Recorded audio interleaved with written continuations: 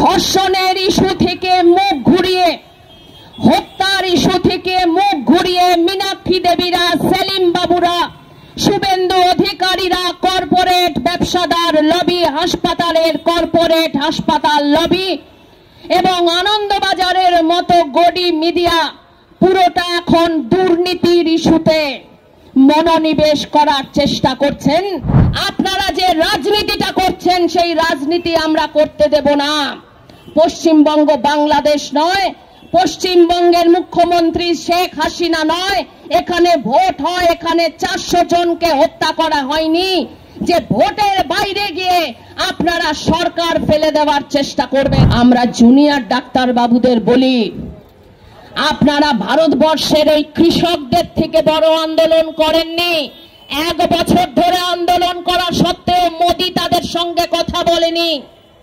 আপনারা কৃষকদের থেকেও বড় আন্দোলন করেননি যে কৃষকরা 500 থেকে 700 জন মারা গেছিল ওই দিল্লির বুকে আন্দোলন করতে গিয়ে। আপনারা নিশ্চয়ই খেয়াল করেছেন, টিভিতেও দেখেছেন যে ইন্দিরা জয়সিং বলার চেষ্টা করেছেন যে আরজিকর হাসপাতাল এবং পশ্চিমবঙ্গের সরকারি হাসপাতালগুলিতে, মেডিকেল কলেজগুলিতে কর্মবিরতির ফলে জনগণের কোনো অসুবিধা হচ্ছে না। অথচ গতকাল আনন্দবাজার পত্রিকায়, ওদেরই পত্রিকা আনন্দবাজার, সেখানে বড় করে ছবি বেরিয়েছে যে কিভাবে এই কর্মবিরতির ফলে সাধারণ খেটে খাওয়া মানুষের অসুবিধা হচ্ছে। আমরা ইন্দিরা জয়সিংকে প্রশ্ন করতে চাই যে আগামী দিনের হিয়ারিং এ আপনি কি আদালতে দাঁড়িয়ে ক্ষমা চাইবেন? আমরা আশা করি যে আপনি ক্ষমা চাইবেন, কারণ আদালতে দাঁড়িয়ে আপনি সম্পূর্ণ মিথ্যা কথা বলেছেন এবং সেই মিথ্যা কথাটা আপনাদেরই মিডিয়া আনন্দবাজারে প্রকাশিত হয়েছে। ইন্দিরা জয়সিং বললেন যে বিরাট বড় পরিমাণে দুর্নীতি হচ্ছে এবং কিছু নাম আমি বন্ধ খামে সিজেআই কে দিচ্ছি।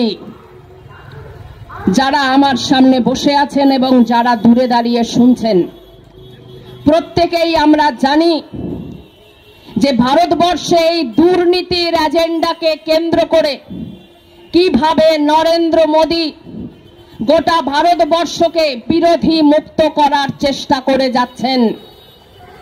গতকাল অনুব্রত মণ্ডলের মুক্তি হয়েছে, মানে তিনি বেলে ছাড়া পেয়েছেন।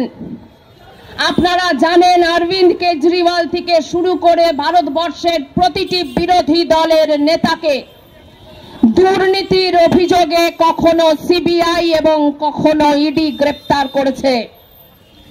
যে পর্যায়টা জুড়ে এই গ্রেপ্তারি পরোয়ানা চলছে, তখন আপনারা দেখেছেন 2-3 বছর ধরে মিডিয়াতে এক একটা গল্প তৈরি হয়েছে। কারুর খাটের তলায় 300 কোটি টাকা, কারুর কোনো একটা সিন্ধুকে 500 কোটি টাকা, এবং তারপর দেখা যাচ্ছে সিবিআই এবং ইডি 2 কোটির বেশি, 4 কোটির বেশি কোনো মামলা দায়ের করতে পারছে না। একে একে বিরোধী দলের সমস্ত নেতারা মুক্ত হচ্ছে। তার মানে কি? তার মানে এই বরানগর অঞ্চলের গণতন্ত্র প্রিয় প্রতিটি মানুষকে আমি বলার চেষ্টা করব, গত নির্বাচনে আপনারা অনেকেই বিজেপির বিরুদ্ধে নেমেছিলেন, ভোট দিয়েছিলেন, কিন্তু এই তিলোত্তমা কাণ্ডের পর, যেটি একটি ধর্ষণ এবং হত্যাকাণ্ড, ধর্ষণের ইস্যু থেকে মুখ ঘুরিয়ে, হত্যার ইস্যু থেকে মুখ ঘুরিয়ে মীনাক্ষী দেবীরা, সেলিম বাবুরা, শুভেন্দু অধিকারীরা, কর্পোরেট ব্যবসাদার লবি, হাসপাতালের কর্পোরেট হাসপাতাল লবি এবং আনন্দবাজারের মতো গডি মিডিয়া পুরোটা এখন দুর্নীতির ইস্যুতে মনোনিবেশ করার চেষ্টা করছেন। ইন্দিরা জয়সিং, আপনিও ওই দুর্নীতির ইস্যুতে সমস্ত সওয়াল জবাব করলেন ওই আদালতে না। পশ্চিমবঙ্গের জনগণ, কলকাতার জনগণ 14 তারিখে রাস্তায় নেমেছিল ধর্ষণের বিরুদ্ধে, আর তারপর তাদের এই ক্ষোভকে ব্যবহার করে এবং জুনিয়র ডাক্তারদেরকে তাদের ক্ষোভকে ব্যবহার করে আজকে বিজেপি এবং সিপিএম আবার সেই দুর্নীতির প্রশ্নে আমাকে আপনাকে ফেলে দিচ্ছে এবং আমি আপনি কিছুটা আমাদের কনফিডেন্স আমরা লুজ করছি। কি জানি বাপু, হয়তো সত্যি ব্যাপারটা এরকম, সত্যি কিনা সিবিআই বলবে। 2 মাস হয়ে গেল এখনো পর্যন্ত সিবিআই প্রমাণ করতে পারলো না টালি থানার ওসিকে তারা যে গ্রেফতার করেছে সেটা সত্যি না মিথ্যে। তারা আদালতে গিয়ে বলল এখনো আমি প্রমাণ করতে পারবো না, এখনো আমার 30 দিন বাকি। ঠিক আছে, আমরা 30 দিন অপেক্ষা করতে রাজি আছি, কিন্তু এই 30 দিনের মধ্যে আপনারা যে রাজনীতিটা করছেন সেই রাজনীতি আমরা করতে দেব না। পশ্চিমবঙ্গ বাংলাদেশ নয়, পশ্চিমবঙ্গের মুখ্যমন্ত্রী শেখ হাসিনা নয়। এখানে ভোট হয়, এখানে 400 জনকে হত্যা করা হয়নি যে ভোটের বাইরে গিয়ে আপনারা সরকার ফেলে দেওয়ার চেষ্টা করবেন। আমরা জানি আপনারা আমাদের দেশে এক দেশ এক ভোট আইন পাশ করার চেষ্টা করছেন, পার্লামেন্টে আসবে। আমরা জানি এই দুর্নীতির ইস্যুকে কেন্দ্র করে আপনারা জনপ্রতিনিধিদের অপমান করার চেষ্টা করছেন। আমরা জানি জুনিয়র ডাক্তার বাবুরা আপনারা বিবৃতি দিয়েছেন, আপনারা এত বড় আন্দোলন করেছেন যে মমতা বন্দ্যোপাধ্যায় নাকি মেনে নিতে বাধ্য হয়েছে। আমরা জুনিয়র ডাক্তার বাবুদের বলি, আপনারা ভারতবর্ষের ওই কৃষকদের থেকে বড় আন্দোলন করেননি। 1 বছর ধরে আন্দোলন করা সত্ত্বেও মোদি তাদের সঙ্গে কথা বলেনি। আপনারা কৃষকদের থেকেও বড় আন্দোলন করেননি যে কৃষকরা 500 থেকে 700 জন মারা গেছিল ওই দিল্লির বুকে আন্দোলন করতে গিয়ে। জুনিয়র ডাক্তার বাবু, আপনাদের বিবৃতিতে একটা বাক্য আমরা আশা করেছিলাম আপনারা বলবেন যে হ্যাঁ, পশ্চিমবঙ্গে আমরা আছি বলেই 40 দিনের মাথায় আমরা মুখ্যমন্ত্রীর সঙ্গে বসতে পারছি এবং তিনি আমাদের দাবি মেনে নিচ্ছেন।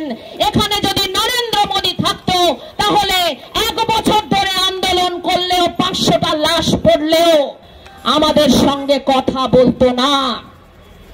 জুনিয়র ডাক্তার বাবুরা এবং সিথির মোড় অঞ্চলে যারা আপনারা এই শহীদ বেদিতে বছরে 1 বার করে মালা দিতে আসেন, প্রত্যেকের কাছে আমাদের আবেদন, ভোটের সময় শুধুমাত্র বিজেপি বিরোধিতা করবেন আর তারপর থেকে শুরু হয়ে যাবে বিজেপি এবং সিপিএম এর দালালি।